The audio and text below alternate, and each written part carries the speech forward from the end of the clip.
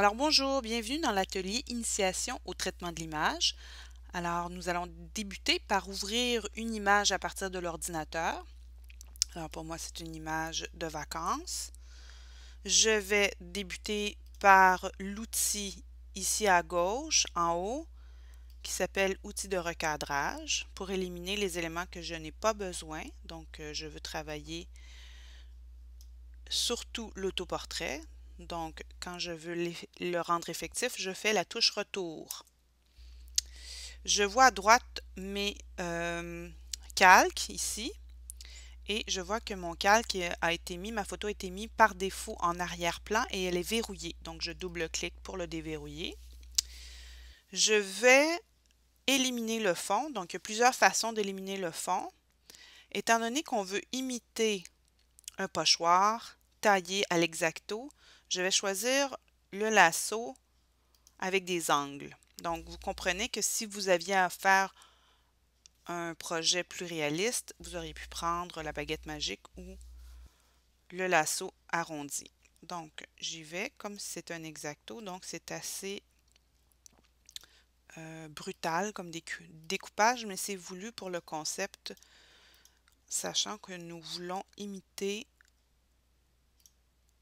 le pochoir de street art.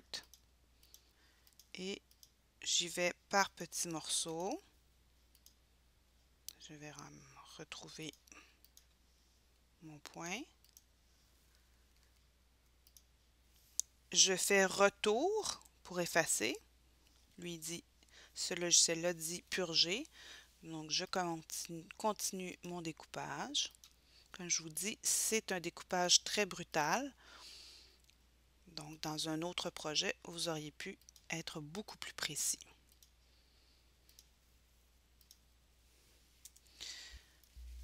Lorsque l'image est découpée, je vous invite à aller dans Réglages. Nous allons travailler en noir et blanc puisque on va imiter un pochoir. Donc, on va aller enlever les couleurs avec teinte et saturation qui était dans le menu Réglages. On va mettre la saturation au minimum. Et toujours dans Réglages, on va aller dans Luminosité et Contraste. Vous allez vous chercher la luminosité. Essayez d'aller chercher un peu de blanc, mais pas trop. Un peu de gris pâle. Et Contraste, allez le pousser au maximum. Et revenez dans Luminosité et Contraste et poussez le contraste jusqu'à temps que vous ayez que deux couleurs. Ou peut-être trois. Donc noir, blanc, gris, un gris moyen.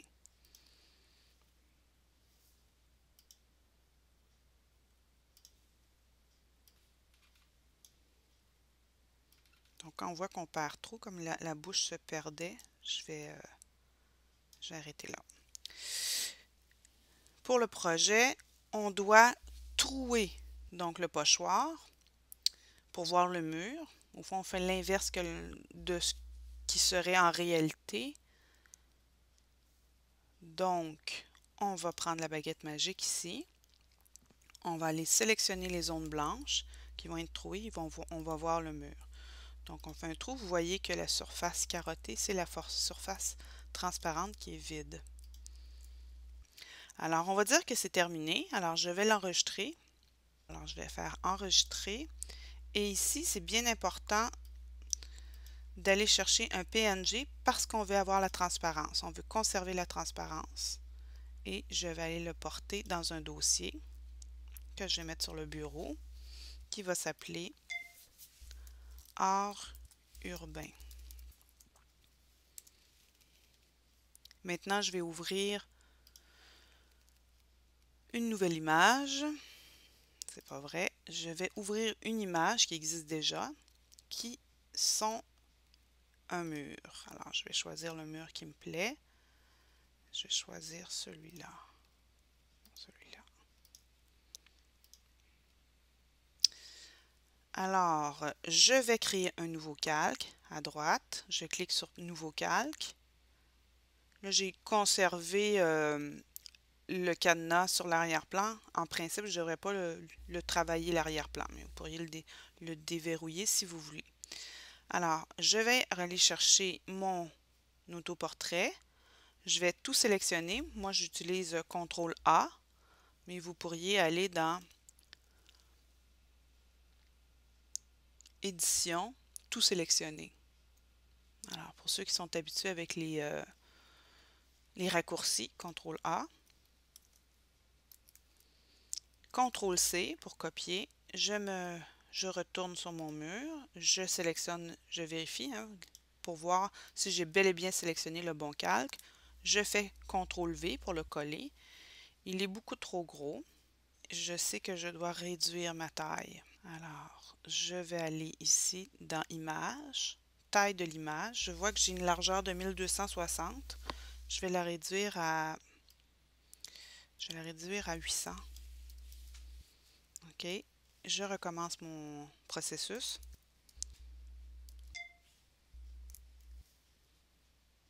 Je reviens à mon autre image. Je sélectionne le bon calque. Je colle. Voilà. Il est un petit peu coupé, mais ça va. Alors, je sélectionne tout mon calque, donc toujours CTRL-A.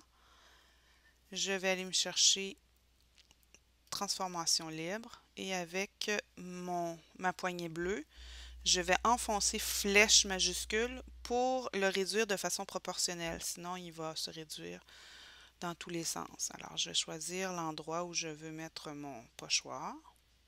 Et ici, on voit qu'il reste du blanc. Oups. Donc, je prends l'outil de déplacement. Et je peux m'approcher pour aller nettoyer ce qui me déplaît au niveau du blanc. Donc, je peux utiliser la baguette magique comme les zones sont assez claires. Ou je peux utiliser la gomme à effacer. Elle a les mêmes propriétés que... Donc, vous comprenez l'intérêt d'avoir des calques ici. C'est que je n'efface pas mon mur, mais j'efface bel et bien. Ah, ici, vous avez un petit truc qui est sélectionné.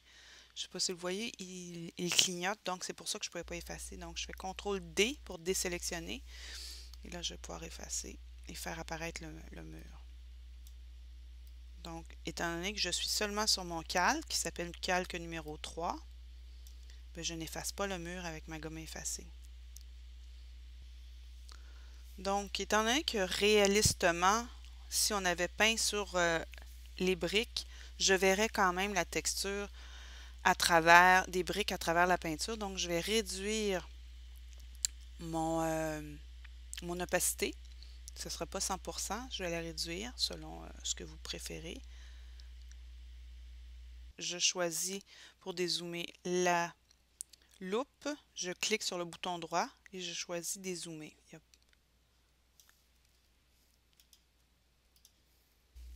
Donc voilà pour l'autoportrait. Pour aller chercher maintenant le tag, je vais chercher mon tag qui est en JPEG, qui arrive du logiciel ArtRage. Je vais recommencer un certain recadrage. Je fais retour. Je vais déverrouiller mon calque. Là, étant donné que mon arrière-plan est vraiment, le fond est vraiment uniforme, c'est facile d'utiliser la baguette magique. Et là, ce n'est pas un pochoir, là, c'est vraiment une illusion d'une véritable peinture. En tout cas, c'est ce qu'on va vouloir faire. Donc, je sélectionne chaque zone fermée avec ma baguette magique. Comme vous voyez, ça va très très bien. Et ici, il y a une petite incrustation. Je vais la sélectionner avec mon outil de sélection rectangulaire. Je fais retour et je l'ai effacé. Donc, en ce moment, j'ai mon tag. Je vais l'enregistrer. Donc, fichier enregistré. Et encore cette fois-ci, je vais choisir PNG parce que je veux garder la transparence. Alors, je dis OK. ACB PNG version 2.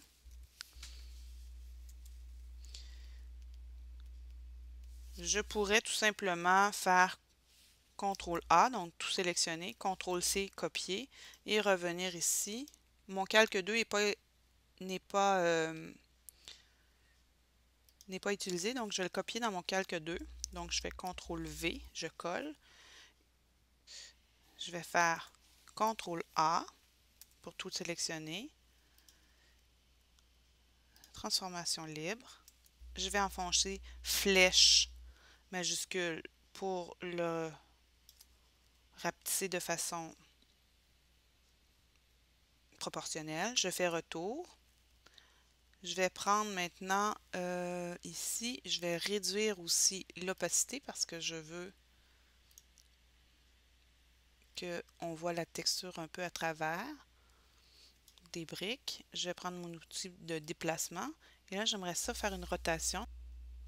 Avec transformation libre, je peux tourner dans le sens que je veux, mais il faut voir apparaître le petit cercle ici, là. Et voilà. Donc, il y a toujours des ajustements qu'on peut faire si on veut. Maintenant, il ne reste que l'écriture. Et je vais ajouter un nouveau calque. Je vais utiliser l'outil texte. Je vais me positionner. Je pourrais copier-coller une citation. Ici, je vais écrire « Vive l'art libre ». Alors, je vais choisir ma police de caractère. D'accord, donc c'est bon. Je vais le grossir.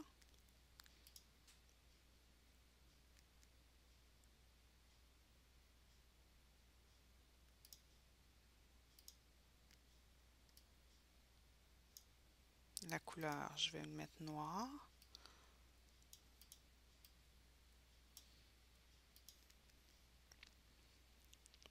Et je vais prendre mon outil de déplacement pour ici, tout simplement. Donc ici, à partir de ce moment-ci, on peut commencer à s'amuser, ajouter un personnage qui semble réel, qui passe dans la rue, ajouter de la verdure, un animal, un objet, des graffitis, des tags, d'autres écritures, etc. Alors voilà, en espérant que cette capsule vidéo vous a aidé. Merci.